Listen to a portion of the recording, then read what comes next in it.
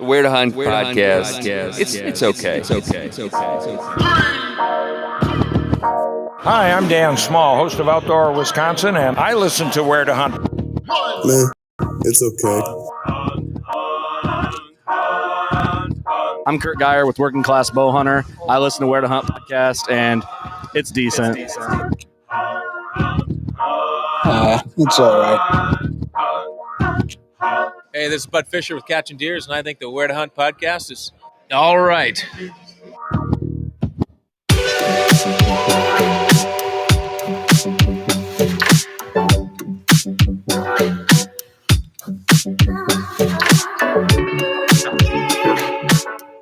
Hey, everybody. Welcome to the Where to Hunt podcast, the podcast that connects public land hunting enthusiasts.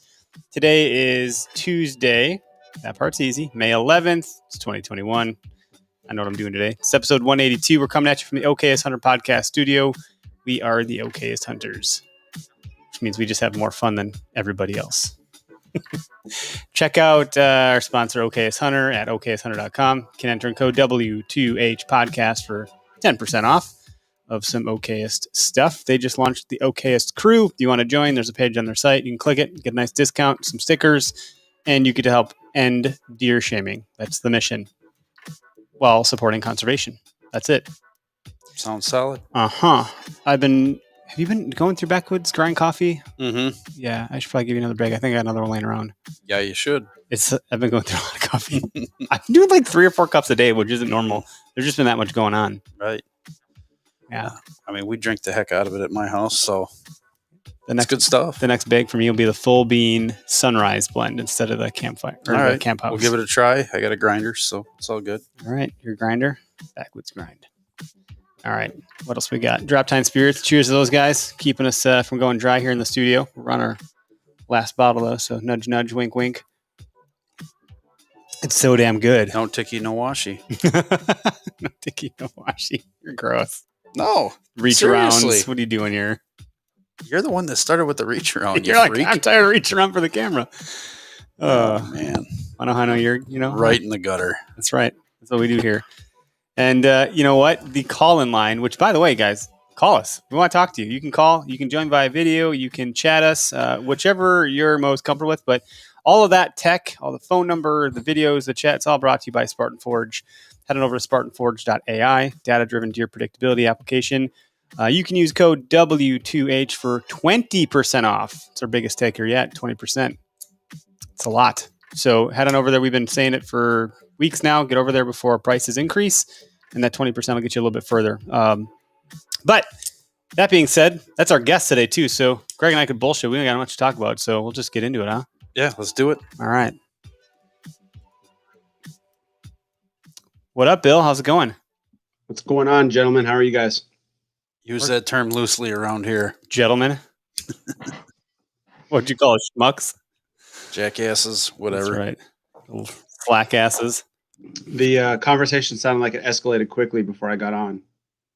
It did. I think you guys were 15 seconds in and reach arounds got mentioned. Yeah, he was the one that mentioned it. He's like, hey, whatever. I got this tripod that. Oh, okay. Well, tripod. That's like an actual tripod that the camera's tripod on. and a reach around. I mean, he's like, oh, I'm sick of reaching around for this damn tripod. So he grabs it and puts it on the table here. And so I was like, well, I like the reach around, Greg, and he didn't like that. So mind in the gutter. I mean, look at this. Is my chair really loud? Can you guys hear my chair? Whenever you make that noise, I can. It's a really loud old baker's chair. Do it again. Let's do it like a noise check.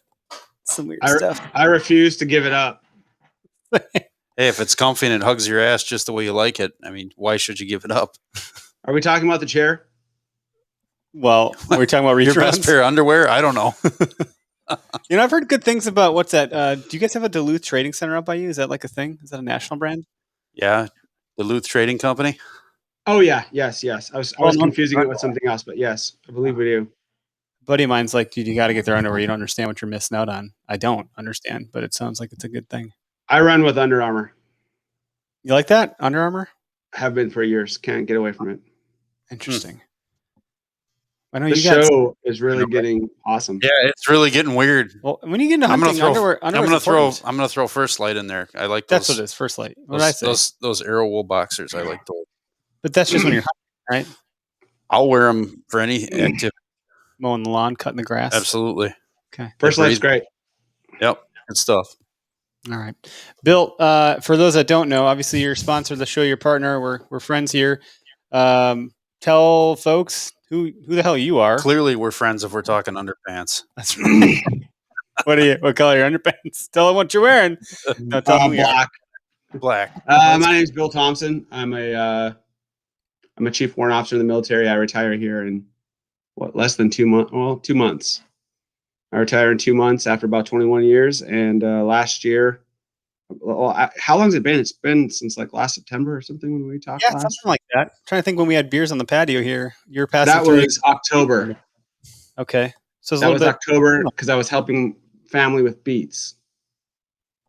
Yeah, so that was October. So yeah, Nebraska, North Dakota. North Dakota. I always And get you the are ends. geographically I am, challenged. and I get the ends mixed up. Yeah, I'm not driving from Alaska. Anyway, I retire in July, and a few years ago, I started developing an application that does utilizes neural networks, high level pattern prediction to predict deer movement. The first instantiation of that came out in November, late November, unfortunately timed for the hunting season, and we called it Outfitter, and that does wind, and it also has what I'm calling like a foundational common operating picture, and which basically just tells you about the weather in your area and stuff like rut dates and your full moon data, harvest moon data, really just kind of the baseline of what the product's going to be in the future. And right now we are feverishly developing an application that we hope to get on the market here in the next couple of months. It's already, I posted on Instagram the other day, it's already on my phone. I'm going through and getting bugs out and doing that type of work with our other developers. And yeah, so that's who I am and what I'm doing. So, what is a neural network? What's your definition of that for us lay folks that don't know what the hell that means?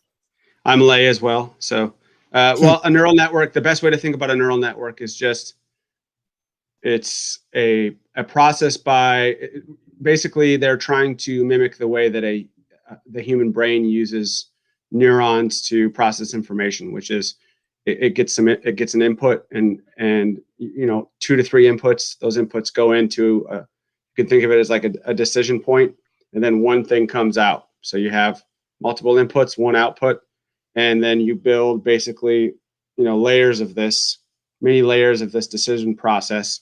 And you have data at the beginning, and then you either specify an outcome or it learns its own outcome. And it looks for patterns in the data in order to get from here to there. And whatever route that it uses that's the most conducive for the answer that you're looking for is the route that it will build, and it produces a result. And that's a neural network. The simplest, quickest way to say it is high-level pattern detection, I guess, is the best way to say it. As you get more and more into this, there's a million different ways to say it, so it's kind of convoluted, but you can think of it as just really high-level pattern analysis. The moniker artificial intelligence isn't necessarily an accurate moniker. We don't have anything that does general intelligence. When people start getting worried about the term artificial intelligence, they're thinking of what in the community we would call a general intelligence, and we're nowhere near that. There's so much work that goes into just making, a convolutional neural network that would recognize a cat is tons of work. And, that's a relatively simple action. So when we start talking about things that do general intelligence, we're nowhere near that. But yeah, that's kind of the long and the short of it. And you started building yourself or others? Yeah, so I started building this thing I started generating data for it about 7 years ago. And the data generation at that time was done with like an Internet of Things network that I had built. And it was using things like accelerometers and wireless deer cameras. And, these accelerometers were kind of the key part to it. And basically what it was just their vibration sensors. And I hung them up on trees that I knew were getting rubbed on this property all the time. Cedar trees and some pine trees. I cast them and put them inside of rocks and put them near scrapes and things like that. and then on like really dug in deer trails. And every time there was, you can define a certain amount of hertz that you want these accelerometers to report. And you can figure out pretty quickly, what a deer is and what a human is just by the amount of pressure they're putting onto the ground and the vibrations that they're causing. So I wired this property up that I had access to with all of these things and started generating data from these deer. And that was kind of my first shot at trying to make my own network. And the problem with that type of network, or any network that involves humans, is that it is highly dependent on the human. So, for instance, if I didn't know where those deer, say there were some spots in those properties that I didn't know about, where there was like a really good scrape line or a primary scrape that deer were hitting all the time, or a big rubbing tree that's in some thick bush that I couldn't get access to, those would be activity events that I'd be missing out on. So, in a much longer story short, and therefore that would wreck the prediction. So, long story short, I started some early on partnerships with some universities who were just interested in that work that I was doing, and was able to talk them into giving me some collar GPS data. And I just kept building and building it out from there. And then I had a couple of buddies that I worked with on some other programs in the military. I let them know what I was doing, and and they're much better data scientists than I am. In fact, to call me a data scientist compared to them wouldn't be inaccurate. They're very good at what they do. And so brought those guys on, I'd say the top best in the country, and made them partners, and we started building this thing together. And at that point, my work went from generating the accelerometers and the cameras that I talked about to getting more of that collared GPS data. And I spent many years doing that. In the beginning, it was probably only every few months I was getting some, because 90% of the time it's a hard no, and there's only so many academics. So I'd come back to them after I built other models and convince them and go back and forth. And that process was probably, I think the first time I got data was 2013. And I continue to do it up until now. So it was a very long process, very arduous, and a lot of, shaking hands and making friends and convincing them that what I was offering was worth them giving up their time and effort and money that they had put into these programs, which at this point it is. A lot of these universities we've built their own models for. So it's a good thing. That's awesome. That's but you're also in the Army too, so it's probably not a bad thing that it took a little while to collect some of that, let it build and soak and do what it's got to do, and then you can kind of take your time on it to perfect it. You weren't in any sort of rush, no pressure, versus if you were to do that right now with getting out of the Army in a couple of months, you'd be like, let's go. You feel a little bit different probably. Yeah, it absolutely allowed my timeline to get larger. And at the time when I started this, and then when we got together and we're working on this, we really had no idea how much data it was going to take. Like, we're into the hundreds and hundreds of years of deer data now. And, I thought we were going to have a model after like 30 years of deer data, which, really isn't all that much when you think about it. So as we kept getting data, there's a problem in artificial intelligence, and I'm probably getting too far into the weeds here. So feel free to kick me and put me back on course. But there's a term called overfitting, which basically means, the easiest way to think about it is if you're helping your kid study for a test and you just give them the answers for the test instead of getting them to understand the content and the material. That's a problem in artificial intelligence when people are using training data to test their model. In other words, like, you're not separating the data out so that the data it's being tested against, the model's never seen. So in order to avoid that, you have to have a ton of data. Another way to think about it would be if you were taking a test yourself, you could either just study the answers for the test, or you could read an all-encompassing, 2,000-page book that covers everything you're talking about. Then you get a good idea of it, and then you can do better on the test because you just have a general understanding of the subject. If that makes sense, instead of just doing. I'm sorry, you cut out there. You say again. Yeah, it sounds like your dad is actually, you have a model where it's like learning some behavior. Yeah, and it points out behavior, as I work with these academics, things that they had never, things that people had never really thought about might drive deer data. And we're not even sure if those are the things that drive the data.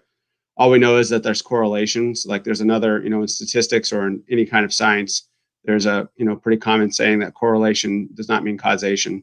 Yep. In other words, just because something is occurring and it seems to be related to something else, until you can, test empirically your thoughts in a setting that embraces the scientific process, and you're able to execute all of the controls that you would need to be able to say, yes, this is actually X is actually happening because of Y.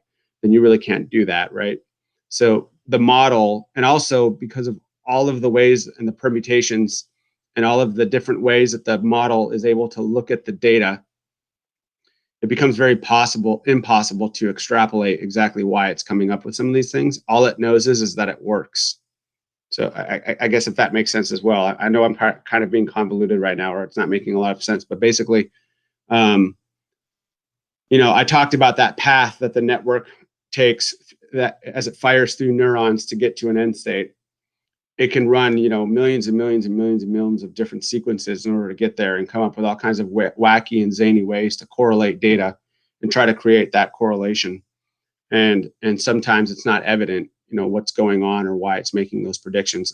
One of the questions I'll get from people is, I'll tell them something interesting about deer data, and then they'll say, well, why do you think that is? And my answer is always, well, A, I'm not a biologist. B, I just see it in the data.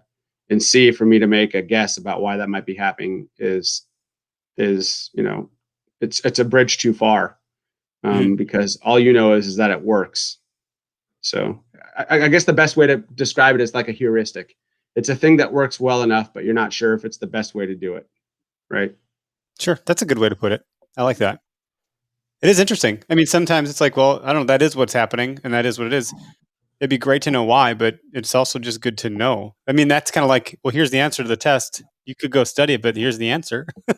Let's go to the other example on a different kind of end of the spectrum. And we are working as we're growing now, right? Like, I think the last time that we all talked, I think we had 2 employees, and I think we're at 7. We're at 7, and we're about to bring 2 more on. So at that time, we didn't have the cycles to really pile through the data and start to pull the strings on some of the more interesting things about the data. As we go forward, we're going to have time to do those types of things. So, you can control your inputs and then see what happens to the output as a result. And then you can start to infer reasons, and they're more than just an educated guess, if that makes sense. Yeah, I like that. I mean, there are some fun tidbits you share with us about, like, give me an example. Like, what is something that the data has told you that we wouldn't have thought to be, or some sort of myth buster, right? So, things like that. And I know you shared a couple examples. There's others that you've talked about that maybe, people aren't ready to hear or not. But if you have one of those examples, I think that'd be a good place to take the conversation, and then we can go from there a little bit further. Yeah, sure. So one point of contact would be for you guys in the north, humidity. Sorry, my chair's going nuts again. It's all right. Humidity doesn't really seem to have a lot of bearing on deer movement. So when I remove humidity from the neural network's inputs, or when our data scientist does, and we look at the predictions, it seems to predict just as well as it did without humidity, if that makes sense. So, up where you guys are, that doesn't drive movement, and there's no biological urge to feed or breed as a result of humidity. Whereas in the South, it certainly has a vote. When humidity is weighted much higher in the spectrum of things that influence deer movement. So as in Auburn, Alabama, I have data. In South Carolina, I have data. In Mississippi, I have some data, and quite a bit of data in Texas. And humidity definitely gets a vote there, and it positively correlates with movement. And that may be because there's more like rain season, drought season potentially. So when there is rain, it's like, hey, we got to get moving. This doesn't happen very often. So that would be an indicator of humidity. But yeah. Again, another thing that I think about is in these areas, flooding is a problem. So maybe that's indicative of something to them, right? So there are even another interesting point of contact might be flood zones where deer have been for a long time, not when they're newly introduced, but the deer have to have been there for a long time. Flooding drives peak conception dates. So in other words, does don't want to have an evolutionary trigger to not drop babies when the flooding season is occurring. And flooding seasons can occur by county. So you can have a flood season in one county where it's bad during a certain time of year, but because of the elevation or how far away it is from a body of water, it's not nearly as bad. So they can be 30 miles apart, and your rut date can be almost a month apart because the does that are in that area are trying to avoid the flood season. So they don't know what they're doing, but it's happened over time that the does that are reproducing and having babies have been selected for their ability to first become hot and then drop babies after that flood period. So that's another, and that one I know to be true. Flood is the cause because I have the data and the paper that went with it. Okay. And nature's a really special thing. The fact that deer can do that just biologically, they know what's going on. It's pretty impressive. Yeah. And there's lots more like that, especially in the South where those things get a vote. And then, as it goes up north, things like that and predators have a vote, but not the vote that they do in the South. And that's because, like where you guys live, the babies have to drop in like a 2-week period. If they drop too early, they can't put their fat on their bones for the next season. If they drop too late, they can't get the fat that they need to make it through the first winter. If they drop too early, it's going to be too cold at night and they'll likely freeze to death. So that makes the window much tighter. So as I look at, like, we built a really cool graphic last year that basically shows. So after we got every rut date entered, which was a process that took me about 3 years to research and get all of the peer-reviewed research, and then we piled that up with car collision data, which for us was a signal of peak seeking and chasing behavior. We built a model that was basically showing it's like little dots, little lights that would go off, and it was showing where all of the peak breeding dates were happening across the U.S. And, it just starts in like little areas and then it gets big. And then the north is just like this big thing of light where it just all starts and happens at one time. And then it goes back down to the south where it's just like, onesies and twosies as it goes into places like, what would be a one? Florida, for instance, has rut dates as early as October and as late as February or March. So again, that's another place where the swamps and the way that the flooding works and the water and the predators drives all of that. So, when you look at that on a map, it's just crazy to watch those rut dates and look at them temporally. It's pretty impressive.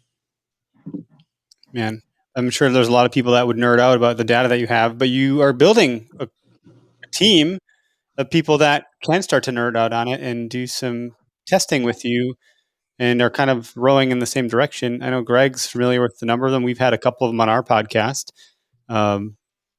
I know, Greg, I think we got pretty excited to see some of the folks that were joining the Spartan Forge team. Oh yeah, Bo Martonic, Greg Litzinger, Johnny Stewart, Garrett Prawl. Is that another name? Andy May. I don't see a whole lot of him, but I know he's a good deer hunter. So he's kind of a dream incredible there. Yeah, it is a bit of a dream team, and all of them. I've said this on other podcasts before, but I think it's worth mentioning again. All of them wanted like 3 or 4 months with the product first before they were even willing to entertain a conversation. Andy was a really tough sell, especially when it came to that. Like he wanted to, look at everything, understood how all of it worked. I think we had probably 5 or 6 question and answer sessions that probably ran a couple of hours over the phone about how things worked and what it was doing and the predictions and him going through his old data and we bring all of that going forward. So I think that, to me and to the consumer and to, guys like you, I think it means a few things. The first thing is that this is all based on, the deer generate this data. As I said before, Bill Thompson's not out there, making observations on what he thinks deer are doing or not doing, because that intrinsically brings bias. And bringing bias into something like this is not, when you got people who are spending $25 that maybe, they could use somewhere else to much better effect and maybe keep mama happy or keep the dad happy or whomever they're dealing with. And you're asking them to spend money on that. You want to make sure that it's as accurate as possible. And so when you have these, deer prediction systems that are it's just one prediction system for the whole US, like I said before, ours is regionalized down to the county in some instances. it just does not answer the mail to say, hey, you know, I've been hunting deer for 20 years and therefore I have a pretty good idea of what movement looks like from a deer perspective. It's like, okay, you might know on your farm what those deer look like, who you are just as likely to shoot with a bow as you are for them to feed out of your hand if you walked up to them with some corn. You know, those are not the deer that especially public land hunters or guys like us are going after, where, you know, those are, I make the joke, I've been talking to guys lately on the phone a lot about this, people who are interested in the company. And one of the jokes I make is, you know, public land deer, those are kind of like the Chuck Norrises of the deer woods, right? You basically have one mistake you can make with them. It's not like these hunting videos you watch where a guy sees a deer, he screws up on it or he misses it, and then he sees it 2 days later, and then, you know, 2 weeks later, and then he finally harvests the thing. It's like we get one chance, and then that deer either is, you know, seemingly, or it's done for. You know, it's hunkered down. Yeah. Or it's seemingly nocturnal, or it changes pattern or whatever. And I'm not saying there's anything wrong with hunting private land. All I'm saying is, as it relates to building an algorithm that, you know, purportedly predicts deer movement, that would be pretty, you know, it'd be a tough sell.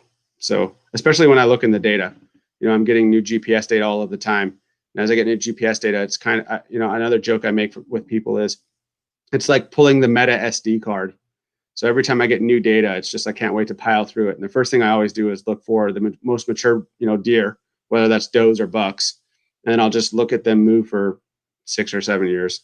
And for me, that's just, you know, the feeling I'm sure you guys get whenever you go to pull a new deer camera, or you go to your email because you get some new cell cam pictures, whatever.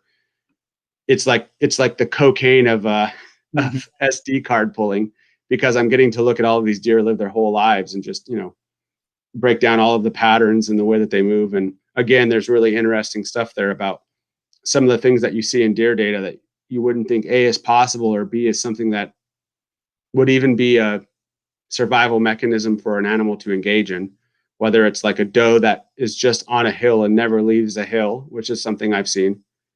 She's just on that hill all the time, and her babies that are born are with her on that hill until they move, and then they leave and she's still on that hill. And then she died on that hill. So she's just on like a large hill that's really steep gradient. And it was was it near or on public land? I can't remember, but she just was always on that hill. And the only time she ever came off that hill would be like between 12 and 2 a.m.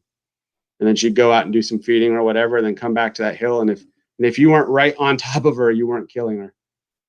So, you know, that's another really interesting thing, you know, from a survival standpoint, that I think these animals are willing to engage in. You're going 65 miles per hour and then go, oh shit, that one got shot. It's in the back of someone's truck. Right. Yeah, it's so interesting. There's another one. I don't know if you guys have heard this story before, so if you have, stop me. But I think it's so interesting that it was Louisiana data that I had, and I've told this story before, I know, but it's just so interesting. There was a buck down there. It was like a 6 or 7 year old buck, and this was he was maybe 145 inches or 140 inches, which down there is a, you know, pretty sizable deer, and big mature buck. And it did not participate traditionally. Okay, so I should say it did not. It maybe engaged of 100th of the first rep behavior that all of the other bucks would engage in. So you could say it didn't engage in the first rut. So you know, I think it would do like one excursion for a day, and it went right back to its spot and just stayed there throughout the first rut. And if you were hunting that buck, you would either think he had left the property or he wasn't there anymore, but he was just like in his swamp area, and he did not leave that area. And then during the second rut, he came out, and they had tagged some younger deer there, and these younger deer came into their first estrus during the second cycle. He went and mated those deer and then went back to his spot, and he didn't leave there all year. So, you know, that's one of those things where it's like, how do you hunt that deer? You need to be right on top of him where he is in the middle of that like thick mosquito infested swamp. Otherwise, you're just gonna be looking at night pictures of him, or you're gonna think he's not on your land. And then when he was working the second rut, the other interesting thing about him was he would never go to there. So this was a hunting club, and they had piles of corn, like feeders with piles of corn, and they had cameras on the corn. I would watch him wind the corn areas, but never go to the corn. So you'd never see him on the camera. He would only go downwind of the cameras. Then if there wasn't a hot doe there during the second rut, he'd move on to the next feeder. And all he would do is wind the feeder areas. So, I mean, again, if you're hunting over bait or something like that, or if you're hunting, you know, and there were good bucks showing up on that camera. There were good 3 or 4 year old bucks showing up on that camera. So if a guy's hunting over bait or something like that, and he's there during peak rut or the secondary rut, this buck is winding you and all of the deer there. And he knows exactly what he's doing. So, so when you get the collar data, what does that show? What comes along with that? Is it the movement, and you're seeing that movement, and you're looking at it like, is it like, how often is it reporting that movement? Is it once every hour? It's all dependent on the university or the hunting club that is allowing a university on. A lot of my data comes from hunting clubs that I make contact with. I'll just cold call hunting clubs that are around universities. And a lot of time universities will just say, hey, you've got this place here. We'd like to come there and, either net some deer or shoot them with a trank gun or whatever and get them with some tags on it, with some collars on them, and they let them go. But so what I get depends on the university and the purpose of the study. So on some studies I have, from the time they're born until they die, they wear a collar. They do skin, antler, and hair samples every 6 months. They have cameras set up on the property where these deer are or near where they are. They have names and collar identifiers and like tags on their ear. And they know the exact measurements for these deer every year. They know how much what they were consuming in the off season. They know everything that you could know about these deer. So any question I would have about these animals, I could get an answer to. And their collars were reporting every half hour or hour in some instances. Oh, wow. And then there's some data where it's just these deer get collared and the collar reports every 4 or 6 hours. And then that's all I get. And there's no, other tagging, or they just wait for either the animal to be harvested or for it to die. And then they go out and get the collar. Or the collar only works for a year and then it goes dead. So it's a big variety of whatever like the intent of the study was. Mm-hmm. And what they were trying to learn from it. And then sometimes I get it where I got a really interesting study. Where was that? I can't remember where it was. There's too many now. Anyway, I got predator data as well.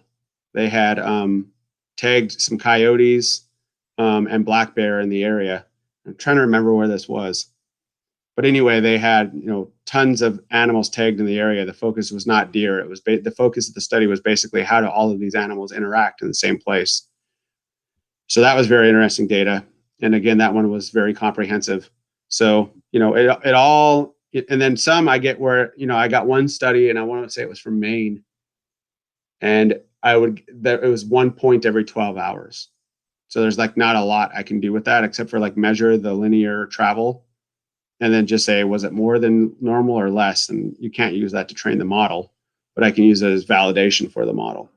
That's kind of cool. I didn't realize that you could, I suppose people probably collared predators too. I hadn't considered that. That's obviously going to have an impact on deer movement and where they're going and not going, especially the more nocturnal ones, etc. Interesting. So what's on the horizon that you can speak to? I know there's probably plenty that you can't, but there might be some that you can. If there's anything that people dates they can look forward to, or feature sets, or just general happenings, etc. It sounds like you're bringing some more people on to help on the dev side, and I know you got some stuff going on in November. I think that's going to be part of the conversation for sure. So let's see where we want to go from here. Yeah. So, I mean, we've brought a lot of people on. One of the ones I'm super happy about is this guy named Logan. I actually made a post about it on Instagram. He's a forestry student, and his name's Logan Bub. He's a forestry student and a wildlife. He went to school for forestry and wildlife studies. I believe he went to Penn State. At any rate, he's been working with us now for a few months, and then we have a couple of other guys that have been working with us for a little over a year, and we've been compiling data that's going to be presented in the outfitter. And so I'll just run through the scenario because I think that's easier than explaining what it is. So a scenario would be you're in an area and you either you look up a zip code or you click your GPS and it tells you where you are. And then if you look through some of the photos that I've posted on Instagram, there's a tab it starts on the weather tab, but then inside of there's a tab called Intel. And then next to that, there's a tab called Browse, I believe it's called. So anyway, in the Intel tab, it'll tell you in there, and I suppose I could bring it up, but I'll cover most of the high points. In the Intel tab, it'll tell you the total population for the state for deer, the total population of hunters, the buck to doe ratio observed, and then if it's documented by the biologists, the doe to buck ratio for the state, the acres of public land that's available to the hunter, the inaccessible and accessible acres of public land that's available to the hunter, the platforms that are allowed in the state, the dates that the platforms are allowed, like your hunting seasons, basically, for weapon platforms, like if bow is allowed, the dates for it. If this is allowed, the dates for it. Sure. And then it breaks down the harvest success rates among those hunters. And then if the data is available, it gives you if the harvests were on public or private land. And then it gives you the success rates of those hunters on private and on public land. And then it breaks down, there's more data there as well, if they have like special permits, seasons. And then we have a kind of a catch-all tab at the bottom that just gives you interesting facts. So there are, an interesting fact might be in Pennsylvania last year, 60% of the bucks that were harvested were between 2.5 and 4.5 years old, which is like a good metric. It's almost like a QDMA metric, right? So when you're looking for places to go on public land hunt, a really there's, as I look through this data, there's like 3 things that stick out to me. There are states that are not good for public land hunting. There are states that are great for public land hunting. And then there are like sleeper states. And then there are states that you would think are good, but really aren't all that good when you look at them. So I'm going to offend people here. I have made my own judgments on this. So this is subjective. I would say Ohio is not as great as everyone seems to think it is, simply because the amount of out-of-state tags that are sold there, the amount of people that are there, the doe to buck ratio, and the amount of public land that's available, both accessible and inaccessible, makes it kind of tough. Like you're going to run into people while you're there, and you are going to really need to be aggressive while you're there. Now there are big deer there, no question. And especially during the rut, you can still catch like a deer that's coming off of somebody's property where he's normally protected or she is normally protected. But when I break the numbers down, and one of the things I'll do going into the out years is I'll rank them based on all of these stats. It's not something I'm doing right now, but eventually we will. And it'll be like a role of the pro staff to say what are the stats that we care about, because all of our pro staff is public land hunters. So, in that tab, it tells you all of those things. And then the second thing, and the thing that I'm really excited for, is we've also broken down all of the browse species, both wood and herbaceous browse for deer. And then we present pictures for that species of plant for your area. So there's 2 good points of contact here. The first one would be where I'm from in North Dakota, deer do not eat fern. Like you could never get a deer. You would never scout for fern to kill a deer, right? There's too much agriculture, and they'd rather, go to a picked field and feed than go looking for fern root or fern plant. Whereas, where Johnny Stewart is in Pennsylvania, that's one of their primary food sources come that time of the season. But also ferns don't look the same in North Dakota as they do in Pennsylvania. So just showing someone like a general fern picture doesn't help them. So with the outfitter, you're going to have regionalized pictures and then the preferred food sources for all of the deer that are in the area that you just looked up. So as you're doing public land hunting or even on your private land, right? Like if you're, if you have some feeders up on your private land and you're like, man, I'm just not getting the pictures of deer. And then, there's a good acorn crop coming. You might want to look up on the outfitter and look at what the acorns in your area look like and like which ones are dropping at the time of the year that you're not seeing the deer you expect to see. And there's a good possibility that buck is probably on some like low tannin, especially if it's early in the season, like some low tannin acorn or something like that, like some white acorn, or red acorn. White acorn. Yeah, it's white. So like that right there, I think, especially for the public land hunter and private land hunter, is hugely valuable information. So if you've never been to Missouri before, you can punch in the zip code where you're going and the name of the town or whatever, and it's going to give you all of that information. And then the other thing I forgot to tell you is like, it gives you all of the public lands that are notable. In other words, where if there's a public land where a trophy animal has been harvested or a number of trophy animals have been harvested, it'll give you that information as well. So you can kind of start to piece together your own public. If you want to go out of state for a public land hunt to a place you've never been, you're going to be able to go there and know like what part of the state produces the biggest deer, what are the public lands that are available in that piece of the state, and then what are the deer that aren't on agriculture feeding on in that area. So, that to me is hugely beneficial. And I think it's a feature that people really enjoy as we move forward. That's cool. I mean, it reminds me of like back in the day when my dad and I were looking for new properties to go hunt. Back in the day, 10 years ago, I guess is when it was. Last time we tried to really pick a new spot in the state. Well, that's not true. We tried to look again at some other point shortly thereafter. But, we started the process by looking at where were the most bucks harvested in the state that we're in. And you can get that data. It's in the DNR site. You have to comb through it. And then, then we try to make some decisions from there. Well, let's not go after number one because that's going to be crowded. That's probably Buffalo County or something like that. Not affordable either, and not much public land right there. So then let's work backwards from that and look at some of the other areas that maybe were overlooked or still had a good number or what have you, and you can look at that year over year and kind of get a sense for what's kind of going on. But that was all gut checking stuff based off of data that was reported from harvest information. So that just means that people actually shot those deer that year. So then one might assume, well, if that many big deer were shot in that county, maybe there would be less the next year.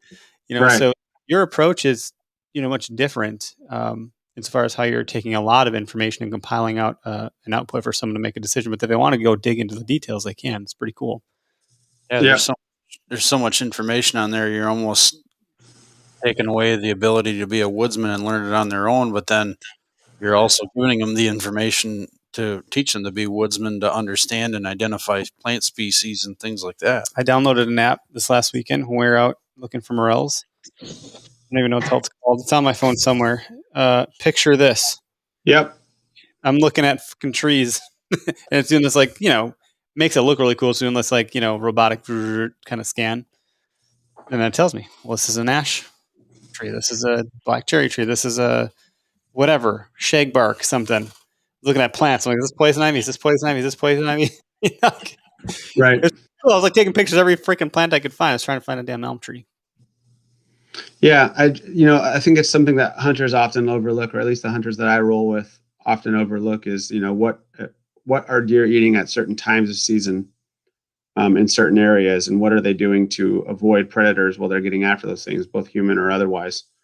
Sure. And when you're able to piece all of those things together, you can make a more educated decision, I guess, based on where you want to go, because we can't present them all of this information, but it's still incumbent on them to get out there with their bow and, get out there early enough and be quiet enough and get up the tree or set up their position and choose the right spot and be quiet and stay off their phone. And, we're certainly not going to put people on deer, right, with a GPS collar on them or something like that, right? Like there's still going to be plenty of room for error and plenty of, the deer still have the advantage as far as I'm concerned. And I'm saying that as a person that reviews the data. One of the other things on there is people often, or on a lot of this data, we see where people are sitting in trees and where the tree stands are on a property. So when these guys are hunting, we are watching how the animals are reacting to them. And that's not a scary thing. It almost seems like more often than not, when you are killing a big deer in some of these places, it's because they messed up. Like they had your number 95% of the time. And then there's just this one time where they didn't have your number and you get to capitalize on it. So, I don't think there's any way that I would be surprised if there ever becomes a time where we are at the advantage over the deer on these types of things, especially public land deer. Yeah, I would agree with that. Especially when you miss them like I do. You still gotta be able to shoot straight and get it on target. But it's good to go. What do you got going on in November? I know you got an event happening here. Why don't you talk about that for a little bit? Yeah, so I'm pretty excited about this. So as you said before, we have a pretty solid pro staff, and then we're adding some more people for this event as well. And depending on the level of interaction, we actually may do 2 of them. But right now we're planning on 1 for sure. And basically it's a veterans hunt where hunters will, as they sign up for the outfitter, when we release it, there will be a discount code, and it'll probably be veteran or something like that. As they sign up, they'll use that code. It will enter them in a drawing. And right now we're looking at 6 people. So the winners will be paired with a pro staffer who will do well, first off, we're partnering with a lot of notable companies here that are going to be providing us some good stuff. So we have First Light is going to be providing camo for the winners. So they have a new whitetail pattern coming out this year. They're going to be getting tops, bottoms, and hats, and perhaps bag. I can't remember for sure, but at least a top and a bottom and a hat, right? And then there's going to be Tethered Saddles is going to be giving away a whole saddle kit for all of the winners. HHA Optics is going to be doing optics for all of the winners, which, that's like a $300 value there alone, on top of the, $300 of gear, at least from First Light, and then a whole tethered setup. I have no idea what that costs, but I'm sure it's not cheap. And then we are also partnering with, at this point, it's up in the air a little bit, but we have the company that we partner with will also be giving out 3 cellular cameras as well. So out of this cohort of people who win, what we will do is the cameras will all come out to me, and then the person will be paired with one of our pro staffers, and they will be doing digital scouting. If they're able to come out to Pennsylvania, we're going to have a veterans hunt in Pennsylvania, the Veterans Day weekend, which is the second weekend in November, and it's going to be in Pennsylvania at one of our pro staffers' cabin. Johnny Stewart has a very nice cabin out there that he's built. So we're going to host everyone up there for that weekend. So you will be paired with your pro staffer. You'll have 3 to 5 scouting sessions that are digital, like online, where we'll pair you guys up, and then you will go through, the area that we're hunting and start looking for spots and things like that. And then as you guys pick out spots, myself, Johnny, Greg, anybody else who's participating will go out there and set these cameras up. You guys will get that intel. You'll look through the app and look through, the prediction and the days and all of those things. And you'll start making, guesses on where you might want to leave the camera or move it to, and spots that you're interested in, those types of things. And then we will award all of that gear, and we will hunt that weekend in November. Now, if we get to a certain metric, and I'm not sure what that metric is, we may have a second location where we're doing this. But I'm not totally sure at this time. And if we do it, it'll be closer to where you guys are, that second location.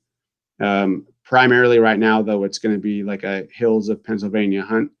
And, I've already been out there once scouting for spots, and the area is pretty awesome. And I'm going back up there in a few weeks to go, I think in a week or so, to go turkey hunting. So excited about that, but I'll do scouting while I'm up there as well. And so those people will be paired up, and then they'll hunt that weekend with that pro staffer. So the pro staffers will come up, and then they'll be paired up with that pro staffer, and then the pro staffer will likely be recording or, helping out. And the hunter, we're going to try to get that person on a good public land deer up there in the hills of Pennsylvania. So all of the majority of the proceeds, the overwhelming percent of the proceeds that we raise from that, we are working with an organization called the Boot Campaign.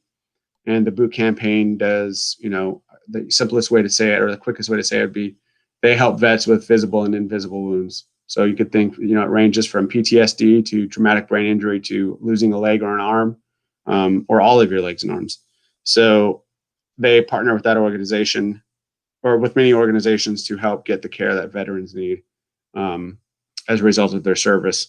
So it's something I'm pretty excited about. It's going to be fun when we announce it, and to see, people signing up. And we've got other companies that we're probably going to bring on between now and then that are going to help us out with the marketing and getting people involved, and, trying to cut as big a check as we can for this Boot Campaign organization, and try to help out as many people as we can. So I'm pretty excited about that. And, look to our Instagram or to your guys' Instagram or everyone's Instagram, right? Because I'll share it with everyone once we start doing this, and people can sign up, and we'll get them some cool stuff. And for people who win and can't show up, we will pair them with a pro staffer who's either not traveling or a pro staffer that can't come out for whatever reason. But right now, 5 of our 6 pro staffers are coming. So we also will have another cadre of people that we will set people up with as well. And then we'll send out like a filming crew to, capture some of the cool events that people are and stuff that people are generating together. And then leading up to it as well, one of the things we'll be doing is I told you we're pairing them with the pro staffers, and they'll be doing the digital scouting. Some of the digital scouting will be getting done on like the Vitals Live podcast. So I believe it'll be like Andy Mays. When we pair Andy May up with whoever he's working with, that'll get done on the Vitals Live. So people will be able to watch that go down there. And the Vitals is also participating in this as well. I remiss not to mention them in the first place, but they're participating as well. So, we got a lot of good companies, a lot of good veteran supporting companies that, are putting a lot of money out there to, help this cause, which I think is a good one. And, create some buzz around the product and get people engaging. And hopefully we have a good time over that weekend. I know I will. It sounds awesome. I mean, just hanging out with everybody in a cabin in Pennsylvania sounds freaking great. Yeah, he's got a big, massive, beautiful cabin, and we'll probably bring like a trailer up there as well. Has he got it done yet, or is it still? I would say it's like 60% done. I was just up there a couple of weeks ago, and it looks pretty. I mean, it's certainly for a bunch of hunters like us, it's done. But he'll have it. He'll have it much more done by the time we get up there. So yeah, and it's a great area, and just when you look at John's cabin, when you're in his cabin, you look at the sheds and stuff that he has. There are big deer there. I mean, really big deer there. So we are busy doing scouting right now to make sure that everybody is set up for success whenever this goes down. It's pretty cool of Johnny to offer that up. A, and then B, to obviously the proximity of the land people are going to be hunting is probably land that he could have been. It's exactly land that he hunts. And in case people don't know this about Johnny Stewart, I'll go ahead and say this right now. John would give his best spot to anyone. If you came out there with him and he had a spot where he knew he had like a booner and, you wanted to kill a Pennsylvania deer, he would put you there right away. The term honey hole means nothing to him. I'd say, John, I want to figure it out my damn self. Don't give me the answer to the test. I got to learn as much. He'd explain it to you all until you're blue in the face. He'd tell you exactly why you're hunting there, or he would scout with you until you found a spot that you were good for. I mean, he's just one of those guys that, is in it for everyone else's success. And I don't say that about many people. He really is. Nope, he's a sweetheart of a man. Yeah, he was on our Tactic Talk and our podcast, which are the same. Just Tactic Talk, I think you know what that is. It's a 15-minute, deep dive. He's been on the podcast with you and I, and he's more than happy to share information about anything he's doing. Yep. He's just a salt of the earth human being. Yep. Greg, same. Bo is super delightful to talk. I mean, man, you got, like you said, a dream team. We haven't talked to Andy May, at least not on the show. But the folks that you're rolling with, they're good dudes. They're good dudes, and they. Yeah, I'm so excited about the team. You've done a good job, for just coming into this and starting to seek people out. I think you landed on some good eggs for sure. Yeah, and I'll talk to Andy. I think we can probably get him on the show here, at least when we're getting closer to the veterans hunt for sure. I think we can get him on talking about it. He said yes. He loves talking about the other thing about this group, right, of pro staffers is just today we were talking about very nuanced things concerning the Outfitter app, and just like tiny little preference things, like things we want to talk about or whatever, and everyone's going back and forth, and it's like.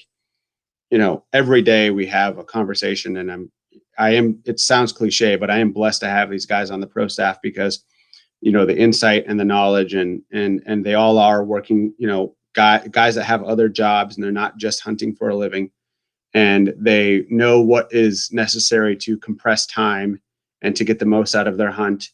and features that people will really appreciate when this app comes out. That it's obvious that this was built by public land hunters for public land hunters. Yeah, I'm jacked about that. I mean, that's all I've ever hunted.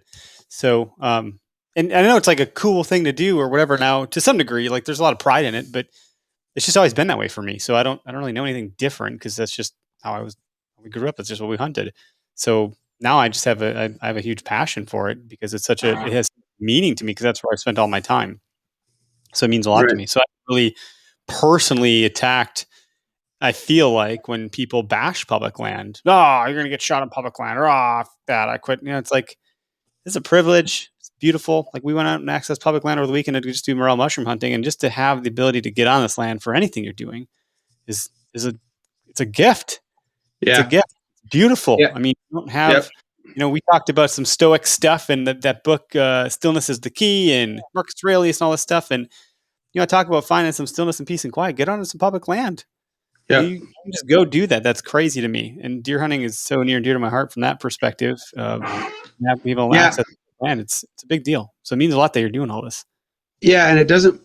For me, it doesn't compute, and maybe it's just, I wouldn't even venture to guess why it is the case. But people complain about public land or hunting on public land, and it's like, if you're willing to work 15% harder than most people, you will go to public land and see deer.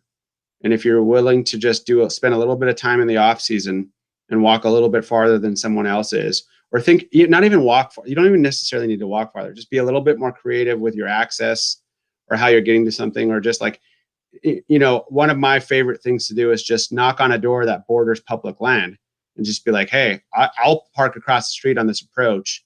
I won't even park on your land. I just want to walk through your yard to get to this public land because I want to approach the deer from a way that they're not used to. Like just things like that, right? Where if you're parking at the main access where everyone else is, it might be a 2-mile walk for you, but because you knocked on some guy's door and said, I don't want to hunt your property. You're going to see my truck out there. When I'm here. It's an old red, ugly F-150. When that truck's out there, I'm just walking through. I'm not spending any time on your property. If I kill a deer, I'll drag it around, come out somewhere else. Just all of those little things, just wrapping on a couple of doors. And it's stuff, this isn't new information. You can find this information anywhere and it's out there. But, public lands are, again, someone like Johnny Stewart, we've brought him up now a few times, or Andy, or anyone on our pro staff, have walls and walls full of massive public deer that other people have paid $7,500 or $10,000 to go and kill. So, I mean, it's just, you're quoting Marcus Aurelius. So I'll quote Shakespeare and say the readiness is all. It comes down to, are you willing to put in a little bit of burning leather time on the boots to get it done? And if you are, those deer are out there waiting. I love it. What do you got, Greg? Nothing. You gonna poke around in there? Poke around and where? The app. Give your feedback, your 2 cents. I don't have any 2 cents. I'm not a pro. You know what? I'm about to reach across this table. Greg is too effing modest. I don't have a wall full of deer, so I don't qualify. You got a deer full of wall. You qualify in my heart. So I'll get you on there, Greg. I mean, right now you're not looking at. I'll get you on there here. I'll get you on there in a couple. Give me 2 weeks, and I'll get you on there. Yeah, I'll get that app. Absolutely. Yeah. Greg's a woodsman. I'm always using Onyx, so I'm always probably on Onyx daily. I'll think about a spot and I'll want to go back and kind of do the flyover view of it. If I'm not using that, I'm using Google Earth and just kind of looking at it, and then trying to, because a lot of these spots I've put a lot of time in on foot, and you look at it and go, I know for a fact that map is old because all this crap is not here anymore, or it's grown to 3 times its size. So that information is not always, up to date at all on some of those apps. So if you ever do get to mapping, hopefully that's something that can change. I think that's going to be pretty costly to do, though. Yeah, we'll see. I mean, the sky's the limit here. There's plenty of places that we're going to move into here in the future. And I think, the other thing that I failed to mention is all of these things that I'm building, I built in the military first, and there was a pragmatic reason for it. Somebody, noticed something about a certain terrain feature a million times, and then it became something that we wanted to point out on either a map or, as we did Passover or whatever in the military, that, this is particularly good high ground for a myriad of reasons. So, as we build these things, it comes from that area where it was, things that I did in the military first and products that I had built in the military, whether it's from artificial intelligence or it's what we call intelligence preparation of the battlefield or any of these things. It's I guess COVID's doing it to me, but it makes me feel like I've been out of the military a lot longer. I'm not even out yet, but because I haven't been going there as often, it feels like I'm almost out. And I'm and that's the reason I'm doing the Veterans Hunt, is because I've benefited so much from my service, more than I think most people do, just because, right place, right time, lucking out. I got a lot of opportunities that I think a lot of people who probably are more deserving of the opportunities didn't get.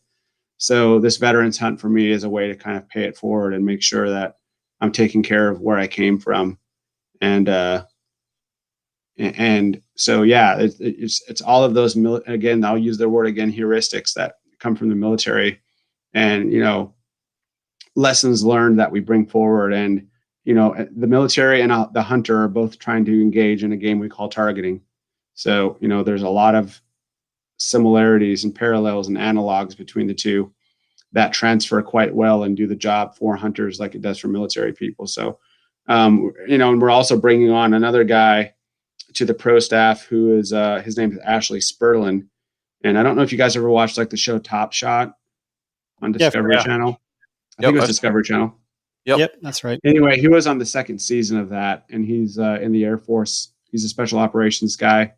We ran in the same circles when we were in the military together, and he is going to be on the pro staff, and we're actually going to be, having him make some videos here in the coming months, talking about that exact same military stuff. So, when he goes into the woods to go deer hunting, this is how he packs his pack out. This is how he arranges the weight. This is how he, has a backup map in his pocket in case his phone fails. Or we have a saying in the military, 2 is 1, 1 is none. So bring 4. So, he'll bring like phone chargers in with him, like, little phone boxes and chargers in case the battery goes dead, or, 2 flashlights or 3 flashlights instead of 1. How he does his pack out, how he does, selects boots, the clothing that he uses, how he tunes his bow, how he shoots his rifle, how he, how he just sights his rifle in, right? Like there's lots of good, military, easy buttons that we've developed over the years that hunters can really benefit from. So, and then we get a guy like him on with a guy like from our pro staff named Taylor Chamberlain, who kills something like 100 deer a year.